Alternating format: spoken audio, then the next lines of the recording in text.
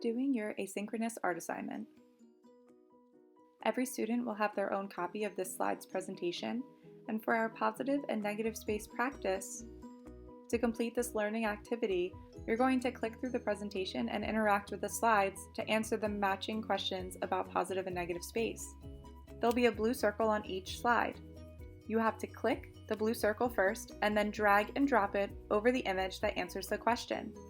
Remember, since I'm just showing you how to navigate slides, I'm always going to drag the circle into the middle.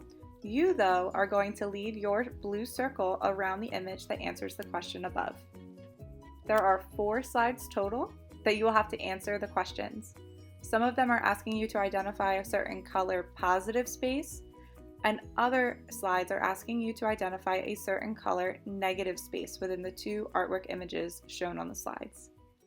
Make sure you leave the blue circle around your answer before submitting and turning in your assignment.